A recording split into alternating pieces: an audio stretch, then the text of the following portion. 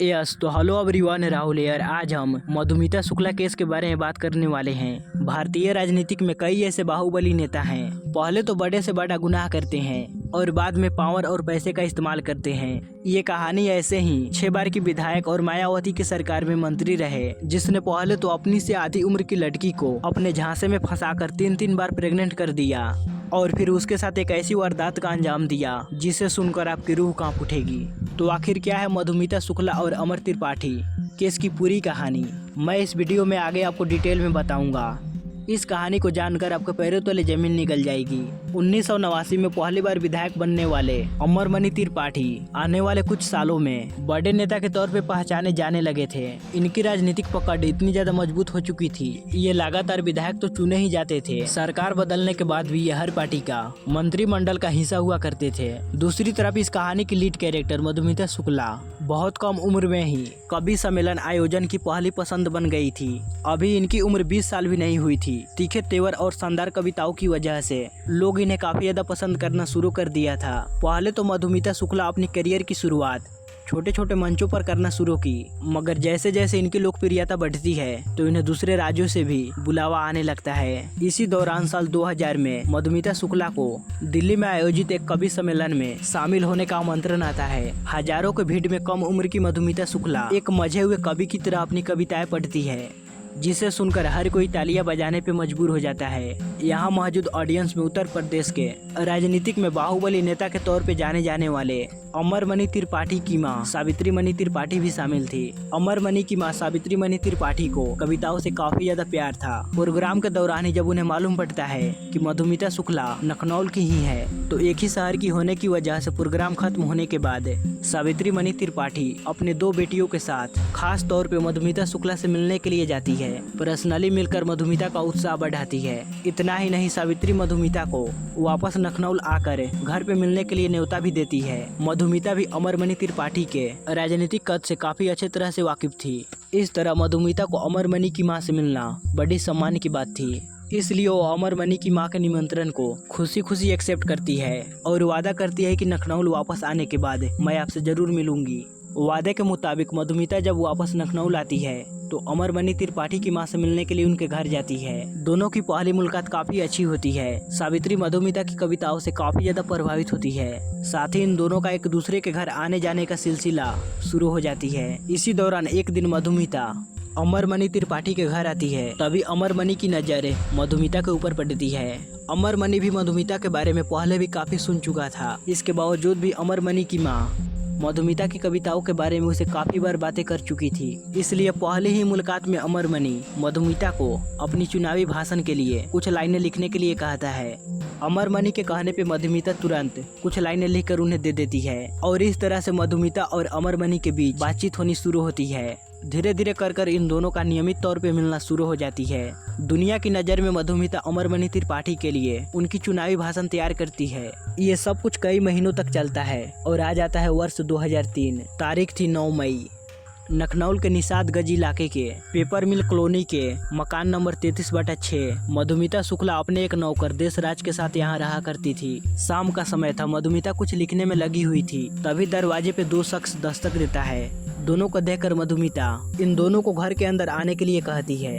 वहीं दूसरी तरफ किचन में जाकर देशराज को चाय बनाने के लिए कहती है। देशराज घर पे आए मेहमानों के लिए चाय बना ही रहा होता है, तभी उसे गोली चलने की आवाज आती है। वहाँ जल्दी से किचन से भागकर बाहर आता है तो देखता है कि फर्श पे खून से लथपथ मधुमिता तड़प रही है और वहाँ घर आए जिस मेहमान के लिए चाय बना रहा था वो घर के दरवाजे को बंद कर तेजी से अपनी बाइक से भाग रहा है। देशराज दोनों को देखकर शोर मचाता है और लोगों को इकट्ठा करता है, मगर कोई भी उन दोनों को पकड़ने में कामयाब नहीं होता है। इधर तड़पते हुए मधुमिता कुछ समय के बाद शांत हो जाती है, यानी कि वो हमेशा हमेशा के लिए इस दुनिया को छोड़कर चली जाती है। देशराज इस वाकया के बारे में मधुमिता शुक्ला की बड़ी बहन निधि शुक्ला को खबर देता है। निधि ये खबर सुनते ही वहाँ चली जाती है। इस घटना की पूरी जानकारी वहाँ के स्थानीय पुलिस को करीबन 7 बजे के आसपास दी जाती है। हत्या की खबर सुनते ही पुलिस वालों को लगता है कि यह हत्या लूटपाट के इरादे से किया गया है, मगर जब यहाँ पे कुछ बड़े अफसर पहुँचते हैं और जांच करते हैं तो मालूम पड़ता है कि यहाँ पे किसी भी चीज का लूटपाट नहीं हुआ है, बल्कि नजदीक से मधुमिता को गोली मारी गई है। मौके पे कई बड़े पुलिस ऑफिसर पहुंचते हैं और इस मामले की जांच करनी शुरू करते हैं। सबसे पहले स्थानीय पुलिस मधुमिता की कमरे की तलाशी लेते हैं, जहां से उन्हें मधुमिता की मोबाइल फोन और उनकी पर्सनल डायरी मिलती है। घर से कुछ सबूत और सामान जब्त कर उन्हें जांच के लिए आगे भेज दिया जाता है, जबकि मधुमिता की डेथ बॉडी को अगले दिन पोस्टमार्टम के लिए भेज दिया जाता है। खबर मिलता है कि जिस हॉस्पिटल में मधुमिता का पोस्टमार्टम होता है, वहां पे अमरमणि त्रिपाठी अपने आदमियों के साथ वहां पे आते हैं और पोस्टमार्टम पूरा होने तक वहीं पे खड़ा रहते हैं। अमरमणि को ऐसा करने पे निजी तौर पे ये बताया जाता है कि मधुमिता को अमरमणि की मां पसंद करती थी। इसके अलावा मधुमिता खुद भी अमरमणि के लिए काम किया करती थी, इसलिए अमरमणि परिवार की हिम्मत बढ़ाने के लिए पोस्टमार्टम रूम तक आते हैं। पोस्टमार्टम करवाने के बाद अमरमणि त्रिपाठी अपनी ही निगरानी में मधुमिता शुक्ला की डेथ बॉडी को उसके घर यानी कि उसके गांव भेजने के लिए रवाना कर देते हैं। लखनऊ से मधुमिता शुक्ला का घर लगभग 140 किलोमीटर था, जिसमें से 110 किलोमीटर का सफर सभी लोग पूरा कर चुके थे। गांव में अंतिम संस्कार की तैयारी भी पूरी हो चुकी थी। तभी लखनऊ के तत्कालीन एसएसपी अनिल अग्रवाल को गुप्त जानकारी मिलती है कि वो तत्कालीन पुलिस की एक टीम भेजकर किसी भी कीमत पे मधुमिता शुक्ला की डेथ बॉडी को वापस लखनऊ लाने का आदेश दे।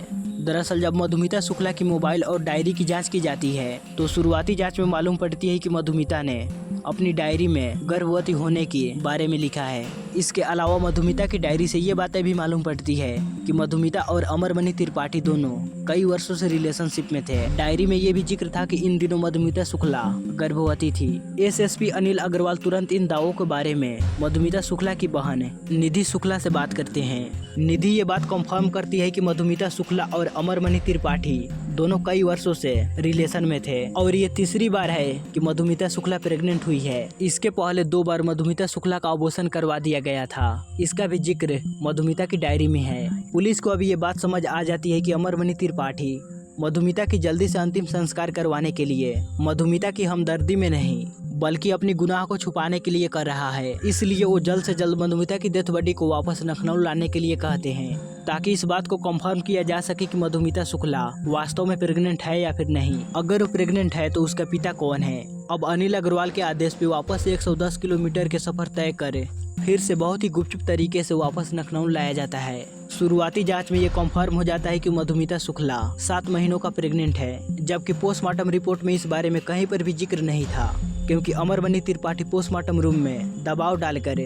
शुरुआत में ही इस वाकया को दबा दिया। अब अनिल अग्रवाल अपनी मौजूदगी में उस छोटे से बच्चे का डीएनए टेस्ट करवाते हैं, ताकि इस बात का पता लगाया जा सके कि इस बच्चे का बाप कौन है। जैसे कि मधुमिता शुक्ला की डायरी में अमरमणि त्रिपाठी का जिक्र बच्चों के पिता के तौर पे था, इसलिए पूरी कागजी कार्रवाई पूरी करने के बाद अमरमणि त्रिपाठी का भी डीएनए सैंपल लिया जाता है। जब कुछ दिनों के बाद डीएनए का रिजल्ट आता है, तो मालूम पड़ता है कि मधुमिता शुक्ला के गर्भ में पले रहे बच्चे का बाप कोई और नहीं, अमरमणि त्रिपाठी ही है। इन सब के अलावा शुरुआत में ही मधुमिता शुक्ला की बहन निधि शुक्ला पुलिस को बयान देते हुए अपनी बहन का मौत का जिम्मेदार अमरमणि त्रिपाठी को ही ठहराती है और अमरमणि त्रिपाठी के ऊपर एफआईआर दर्ज करने की मांग करती है। निधि के मुताबिक अमरमणि त्रिपाठी ने मधुमिता से शादी करने का वादा कर उससे शारीरिक संबंध बनाए थे। पहले 2 बार जब मधुमिता प्रेग्नेंट हुई थी, तो अमरमणि कैसे तैसे कर उसे मना कर उसका अबॉर्शन करा दिया था, मगर तीसरी बार मधुमिता अबॉर्शन कराने से मना कर देती है। इस वजह से अमरमणि त्रिपाठी अपनी गुनाह को छुपाने के लिए मधुमिता शुक्ला का हत्या करवा देता है। निधि के इस बयान के बावजूद भी अमरमणि और न ही उसके परिवार के किसी भी सदस्य को आरोपी नहीं बनाया जाता है और न ही किसी का नाम एफआईआर में दर्ज किया जाता है। मगर जब डीएनए रिपोर्ट आ जाती है, तो इस मामले की इन्वेस्टिगेशन करने के लिए क्राइम ब्रांच लखनऊ को भेज दिया जाता है।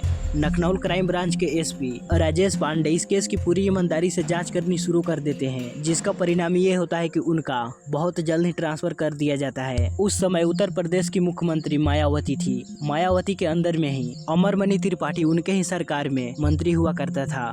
अब मायावती के ऊपर भी आरोप लगने लगते हैं कि वो अमरमणि त्रिपाठी को बचाने के लिए ऑफिसरों का ट्रांसफर करवा रही है। इसके अलावा इस मामले की जांच सीबीआई से करने की मांग की जा रही होती है, मगर मायावती इस मामले की जांच सीबीआई तक नहीं भेजती है। हालांकि जब प्रेशर ज्यादा बढ़ने लगता है, तो इस मामले की जांच सीआईडी को सौंप दी जाती है।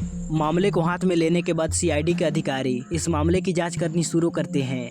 यहाँ पर भी हम लोगों को अजीब घटनाएं देखने को मिलती है। जब सीआईडी के ऑफिसर्स मेहनत कर इस मामले की जांच कर रहे होते हैं, तथा एक दिन अमरमणि त्रिपाठी के घर उसे पूछताछ करने के लिए पहुंच जाते हैं तो उन दोनों अधिकारियों को मायावती के सरकार के द्वारा सस्पेंड कर दिया जाता है। अब खुले तौर पे मायावती के ऊपर अमरमणि त्रिपाठी के बचाव का आरोप लगने लगता है। हालांकि जब हंगामा बहुत ही ज्यादा बढ़ने लगता है तो मायावती अमरमणि त्रिपाठी को मंत्रिमंडल से निकाल देती है, मगर उनके खिलाफ जांच में तेजी कहीं भी नहीं देखी जाती है। इसी दौरान बहन की न्याय दिलाने की लड़ाई लड़ रही निधि शुक्ला इस मामले के बारे में तत्कालीन प्रधानमंत्री अटल बिहारी वाजपेयी से बात करती है तथा इस मामले की जांच उनसे सीबीआई से करवाने की मांग करती है। कथित तौर पे पीएम से दबाव आने के बाद इस मामले की जांच मायावती सीबीआई से करवाने के लिए राजी हो जाती है। 17 मई 2003 को आखिरकार इस मामले को सीबीआई के हवाले कर दिया जाता है। इस जांच में जो खुलासा होता है वो पूरी तरह हैरान करने वाला होता है। दरअसल इस हत्या को करवाने के पीछे अमरमणि त्रिपाठी का हाथ नहीं था, बल्कि इसका अंजाम देने के लिए पूरी साजिश किया गया था। सीबीआई जांच में ये खुलासा होता है कि मधुमिता शुक्ला और अमरमणि त्रिपाठी की मुलाकात पहले तो यूं ही होता है, धीरे धीरे कर ये दोनों एक दूसरे के काफी करीब आ जाते हैं। शादीशुदा और बच्चा होने के बावजूद भी अमरमणि त्रिपाठी अपनी सी आधी उम्र की लड़की से शादी करने का वादा कर मधुमिता शुक्ला से शारीरिक संबंध बनाते हैं। पहले 2 बार जब मधुमिता प्रेग्नेंट होती है तो अमरमणि के कहने पर वो अबॉर्शन करा लेती है, मगर वो तीसरी बार अबॉर्शन कराने से मना करती है और अमरमणि पे शादी करने का दबाव बनाने लगती है। इधर इस बात की भनक अमरमणि की पत्नी मधुमणि त्रिपाठी को भी लग जाती है कि अमरमणि का चक्कर मधुमिता शुक्ला के साथ चल रहा है। इस बात को लेकर मधुमणि त्रिपाठी और अमरमणि त्रिपाठी के बीच काफी लड़ाई झगड़े होती है, मगर अमरमणि अपनी पत्नी को उठाए सवालों को नकारते हुए कहता है कि तुम जैसा समझ रही हो वैसा कुछ भी नहीं है। फिर भी मधुमणि को अमरमणि त्रिपाठी की बातों पे यकीन नहीं होता। वो अपने भतीजा और रोहित चतुर्वेदी को अमरमणि पे नजर रखने के लिए कहती है। हमेशा की तरह एक दिन अमरमणि मधुमिता शुक्ला के घर उसे मिलने के लिए जाता है तो रोहित इस बात की जानकारी मधुमणि को दे देता है। मौके पे पहुंचकर मधुमणि अमरमणि को रंगे हाथों पकड़ लेती है।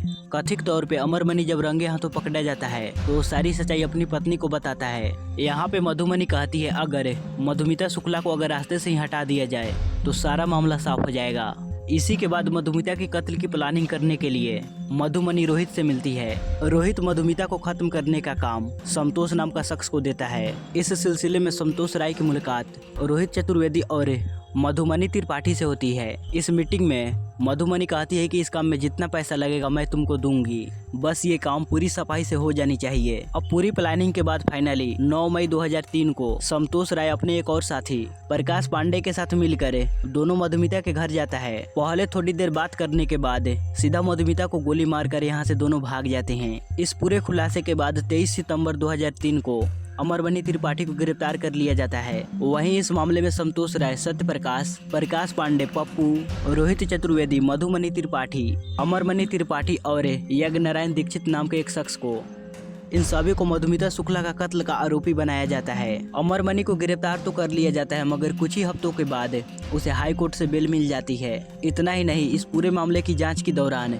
पावर और पैसे का बहुत ही ज्यादा इस्तेमाल होता है कि एक के बाद एक कई अहम गवाह मुकर जाते हैं। इसके अलावा केस को एक नई मोड़ देने की भी कोशिश की जाती है। अमरमणि त्रिपाठी की ओर से एक फर्जी सबूत बनाकर ये दावा किया जाता है कि मधुमिता शुक्ला 2002 में ही IIT कानपुर के एक छात्र से शादी कर चुकी है, मगर आगे चलकर ये दावा झूठा साबित होता है। अमरमणि त्रिपाठी की ओर से ये भी दिखाने की कोशिश की जाती है कि मधुमिता शुक्ला किसी दूसरे लड़के के साथ रिलेशन में थी। इसके लिए BSNL के अधिकारियों से मिलकर फर्जी CDR बनवाया जाता है, साथ ही उसे सबूत के तौर पे कोर्ट में पेश भी किया जाता है, मगर आगे चलकर ये भी फर्जी साबित होता है। भले एक के बाद एक सबूत और गवाह फेल हो रहे थे, फिर भी अमरमणि त्रिपाठी पे आंच भी नहीं आती है और वो आजाद घूमता रहता है। इसी के बाद मधुमिता शुक्ला की बहन निधि शुक्ला केस को उत्तर प्रदेश के बाहर ट्रांसफर करने के लिए सुप्रीम कोर्ट में अपील करती है। सुप्रीम कोर्ट में इस मामले की सुनवाई होती है और इस पूरे मामले को उत्तराखंड में ट्रांसफर कर दिया जाता है। अमरमणि त्रिपाठी की जमानत भी रद्द कर दी जाती है। फाइनली उत्तराखंड में इस मामले की सुनवाई शुरू होती है। अमरमणि त्रिपाठी के ऊपर लगाए गए सारे आरोप सही साबित होते हैं। इस कारण 24 अक्टूबर 2007 को इस मामले में अमरमणि त्रिपाठी और उसकी पत्नी मधुमणि त्रिपाठी सहित 6 लोगों को दोषी करार दिया जाता है और सभी को उम्र कैद की सजा सुनाई जाती है। इसके बाद अमरमणि त्रिपाठी सहित उनकी पत्नी और वो 6 लोग जेल में ही रहते हैं, मगर 2012 में इन सभी को उत्तराखंड जेल से गोरखपुर सेंट्रल जेल में शिफ्ट कर दिया जाता है। कमाल की बात तो ये होती है, उत्तर प्रदेश में आते ही अमरबनी त्रिपाठी कुछ ही समय तक जेल में रहता है। खुद को बीमारी का आधार बनाकर बीआरडी मेडिकल कॉलेज में शिफ्ट करवा लेता है। मधुबनी त्रिपाठी भी बीमारी का आधार बनाकर बीआरडी कॉलेज में शिफ्ट हो जाती है। 2013 में अखिलेश यादव की सरकार में अमरबनी त्रिपाठी और दूसरे आरोपी सरकार से जेल से रिहा करने का अनुरोध करते हैं, मगर अखिलेश यादव की सरकार द्वारा इस मांग को नकार दिया जाता है। इस कारण अमरबनी त्रिपाठी कभी अस्पताल तो कभी जेल में ही रहता है। आपको जानकर हैरानी होगी कि अमरबनी त्रिपाठी 2023 तक अस्पताल और जेल में ही रहता है, मगर 2023 के अगस्त के महीने में योगी आदित्यनाथ की सरकार ने अच्छे व्यवहार के कारण अमरबनी त्रिपाठी और उनकी पत्नी को जेल से रिहा कर दिया। अब दोनों आज़ादी के साथ अपनी जिंदगी जी रहे हैं। वहीं मधुमिता शुक्ला की बहन अभी भी निधि शुक्ला अपनी बहन की इंसाफ के लिए लड़ाई लड़ रही है। गाइज, इस पूरे मामले पे आप लोगों की क्या राय है, कमेंट बॉक्स में जरूर बताइएगा। गाइज, अगर आपको ये वीडियो पसंद आई हो तो प्लीज हमें लाइक और कमेंट कर जरूर बताइएगा, और इस चैनल पर पहली बार आए हैं तो इसे सब्सक्राइब भी कीजिएगा। मिलते हैं अगली वीडियो में।